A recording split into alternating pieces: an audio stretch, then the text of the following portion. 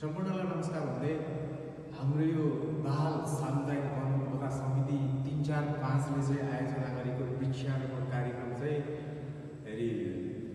24 गते बुधबार बिहान 8 बजेदेखि सुरु हुने भएको हुँदाखेरि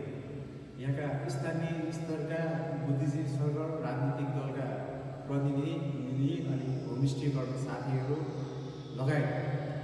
अनि यो हाम्रो चाहिँ दाहाल सामुदायिक वन विकास समिति मार्फत चाहिँ काठ दाउरा उपभोग गर्ने उपभोक्ता लगायत यहाँको चाहिँ खानेपानीका सोर्सहरूद्वारा युज गरेर चाहिँ खाने सम्पूर्ण उपभोक्ताहरूलाई चाहिँ हाम्रो 24 गते बुधबार चाहिँ बिहान 8 बजे हाम्रो यो होमस्टेको आसपासको एरियामा सामुदायिक भवनको ठ्याक्क अगाडिपट्टि यो एरियामा चाहिँ बिहान 8 बजे उपस्थित भए वातावरण र जीवनलाई सुन्दर बनाउनलाई टेवा पुर्याइदिनु होला।